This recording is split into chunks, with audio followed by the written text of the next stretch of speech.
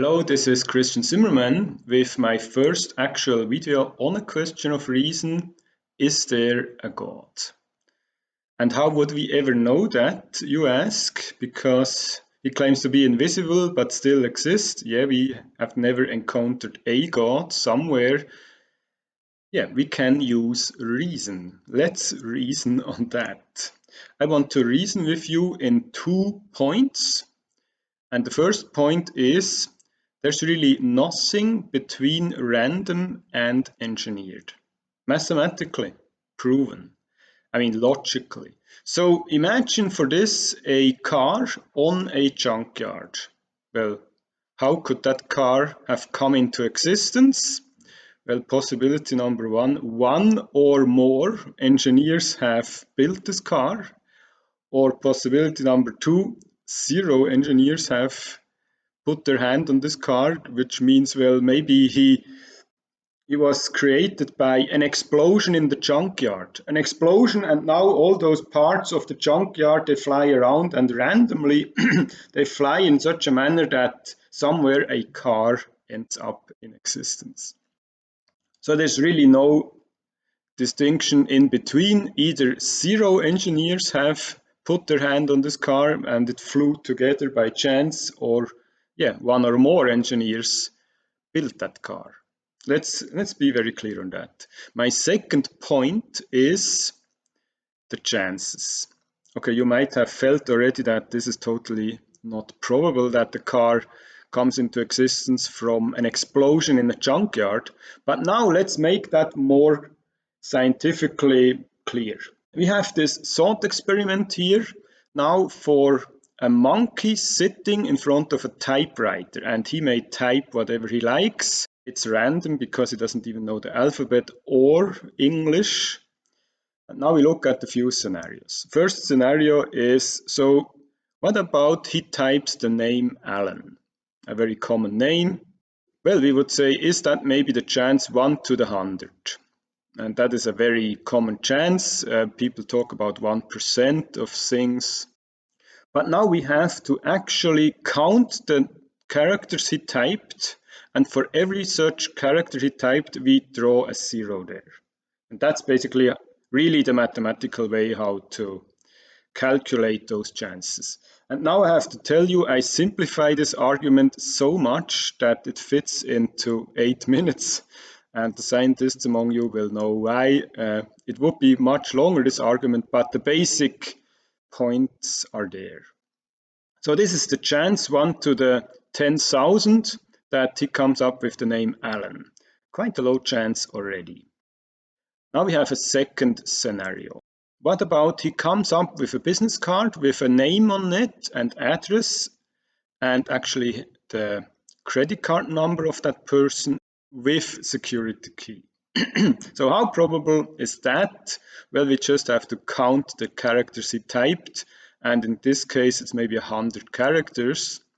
So this is the chance here, 1 to the a number with 100 zeros. This number is also called Gogol, a very high number already. Also Google took their name of the company from this number.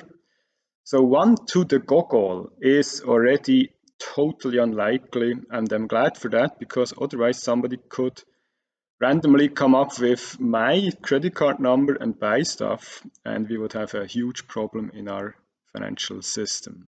Let's now think about a third thing, about nature. I have here a plant. This is actually a real plant, not a plastic plant. And there's so many kinds of plants, and they cover the whole earth, basically. And there's also fish in the seas swimming around, and there's birds actually in the sky flying. I love it. It's so beautiful, birds flying.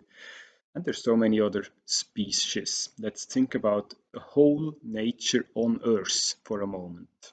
And we now see the monkey typing a description of this whole nature. So he actually starts with the genetic structure, isn't it? Guanine, thymine, and so on. Don't ask me those names. I'm not a chemist, but I was paying attention to biology in high school. Still forgot a lot, but the concepts are there.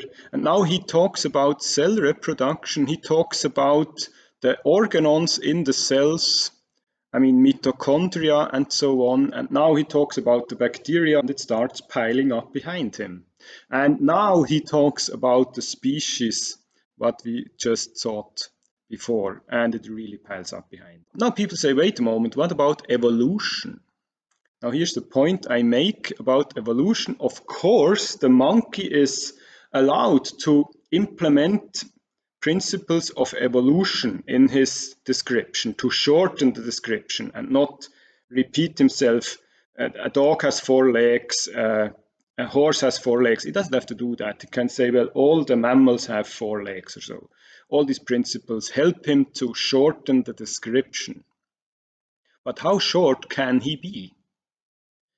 And at that point, let's be very, very generous for the atheists. Let's give those atheists a very high probability and let's totally underestimate the length of this description. And I would say, well, 100 billion characters is really underestimated, totally underestimated. But don't take me wrong, let's take 1 billion, I don't care, but this number becomes 1 to the so long number that is basically 0 probability. And now we ask, well, what's the chance that an engineer was at work in nature? That is just 100% minus this other probability, and that's basically 0, so it stays 100%. And I believe, therefore, in a creator 100%. For some of you, this video might be over your head, but some of you who are more scientifically learned, you know what I mean. And yeah, thanks for watching. Have a good day, everybody. See you in the next video. Bye.